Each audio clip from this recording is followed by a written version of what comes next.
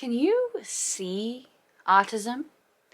Today I'm going over some observable autism traits that I missed in myself before diagnosis, so please stick around.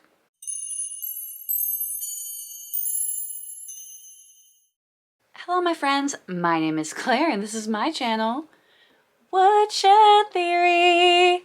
Here, I make content about what it is like to live as an adult on the autism spectrum and whatever else feels good to me. So if that sounds good to you, or if you're feeling particularly gracious today, and I hope that you are, please go ahead and click the subscribe button, ring the bell.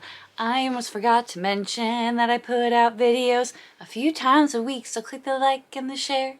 Before I start the video today, I will, as usual, remind you that I am just one autistic person and I represent one autistic person. We're all different. We all experience our symptoms differently. You might resonate with everything that I say in this video, or you might not relate to any of it. And that is so okay.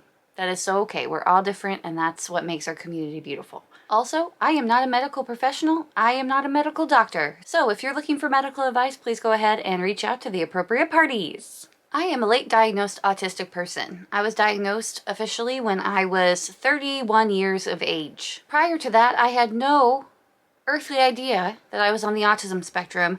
If you had brought it up to me, I would have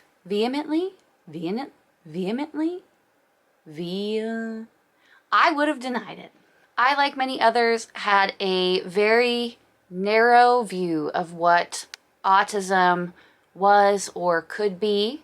I had no other frame of reference for autism other than your stereotypical view of autism. From my frame of view, there was nothing that I did or said or any of my actions that would point towards me being on the autism spectrum. Obviously, in retrospect, I feel very differently. I now know that I am on the autism spectrum, that I meet the diagnostic criteria to be diagnosed with autism. If you're interested in doing more research on autism traits and diagnosis, the best place to do your research, I think, would be the DSM-5, which is the current standard for diagnosing autism spectrum disorder, and I will link a link to that down below.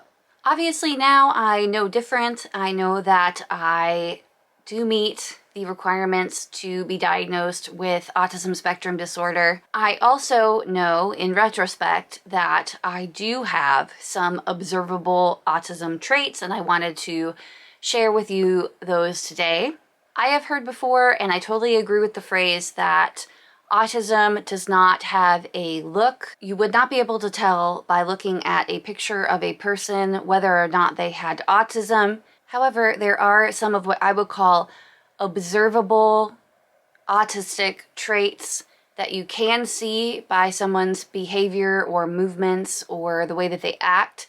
Those are what I wanted to go over today. So here are some visible and observable autism traits that I missed in myself before diagnosis. First, bodily movements. The first one I have written down here is that I rock back and forth. This is a fun one because I never noticed that I rock back and forth until I started filming YouTube videos. And I have to edit myself speaking for long periods of time.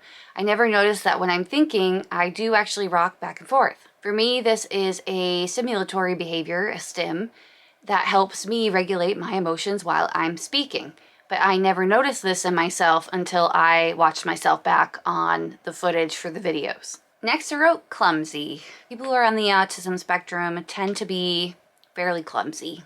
Maybe not everybody, but definitely me. I have not officially been diagnosed with the condition of dyspraxia, which is the medical way to say clumsy. I am always covered in bruises. I'm always bumping into things. I struggle, I think, sometimes to assess where I am in space. So I'm always bumping into things, which is kind of strange because I do have quick reflexes when something is coming at me or I have to like catch something that's falling. I tend to have quick reflexes then. But when it comes to where I am in space and how I'm moving, I'm a person who trips over my own feet. This is a little bit embarrassing when you're out in public, because I often, when I'm out in public, am tripping over my own feet and hoping that nobody is noticing. The next two I wrote, I think, are pretty similar to each other. I wrote visibly anxious when confronted with change, and then I also wrote trouble holding it together, public meltdowns. Throughout my life, I was always considered a very emotional person. I, as a child, would have meltdowns, outbursts. I would definitely get in trouble a lot for these. I remember crying a lot. I feel like now I'm in a much better place, and I rarely have any meltdowns, outbursts, whatever you'd like to call them, publicly, and I'm happy about that because they can be quite distressing and they are embarrassing to an autistic person. It's not like we want to be having them, but this is another thing where I did not realize that this was happening because of my autism. Next, let's talk about eye contact issues. I've said it before, growing up, my father was always telling me to look at him. A lot of that was because during my emo stage in high school, I definitely had my eye covered with hair, because that was the popular hairstyle at the time. But I always struggled with eye contact. I struggled to look at people when they were speaking to me. I always felt that it was so personal. I remember having the thought of when people were making distinct eye contact with me, that it was too personal, too intimate, too abrasive. The idea of maintaining prolonged eye contact with somebody really did not make sense to me. It made me feel nervous. I'm so happy that I have my autism diagnosis now, because even before my autism diagnosis, I remember feeling that if I wanted to get my words out, I would have to not be looking at the person I was talking to, especially if it was a serious situation. And I remember even being in the workplace and saying, is it all right if I don't look at you while I speak? Because it helps me think better. So I'm happy that I have my diagnosis now, because now I can ask for those accommodations that help me be a better communicator. And finally, on observable autism traits, I wrote down my communication style, and I have a few things under this tab. First, speech impediment. Super common for people on the autism spectrum to have some sort of speech impediment. It is not a requirement, but it is a super common thing to happen. Grew up in a lot of speech therapy, in a lot of different kinds of therapies, reading groups, all different kinds of things.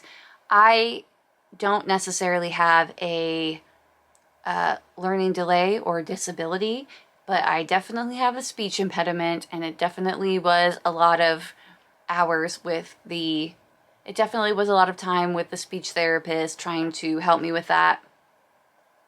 It's funny looking back, because as a kid, I don't think you notice that you have a speech impediment or speak differently than other people. You can't hear it in yourself. So I always thought it was strange having to go to speech therapy, because I didn't really get it or I couldn't really wrap my head around it, because that's just how I spoke. Next, on communication style, I have talking over people. I think it's an observable trait that autistic people might seem like they are not listening to you because they are constantly talking over you. And yes, it's true that autistic people can struggle to listen to you. We have a lot going on. We have a lot of sensory input, and that's definitely a thing. And you might notice that. I think that's another observable trait of autism, that somebody is struggling to listen to you. I never understood why I did this, because I do want to, and I did want to. I never understood why I did this, because I did want to be a good listener, but I struggled so much to do that. I did want to have a person finish what they were saying, and I struggled so much for that to happen. And now I know it's because I have a processing delay, and that actually really helps me, knowing that I have this delay and knowing that I talk over people and why actually really helps me to take a step back and listen. It just sucks that it took so long, because it is considered like one of the rudest things to talk over people, and I'm not doing it on purpose. So there you have it. Those are some observable autism traits that you might observe in a person that were present in me before my diagnosis that I did not know about. I'm sure I missed some, so I'd love to hear in the comments. Are there traits of autism that you think are observable in other people or in yourself if you are on the autism spectrum? Remember, just because you might have one or a few of these traits doesn't necessarily mean that you're on the autism spectrum, but it might point towards the autism spectrum if that's something that you're exploring. Definitely do more of your own research, and if you think it's the right thing, reach out to a professional to get more advice. That's everything I have for you today. I hope you have a great day, and I will see you next time. Bye!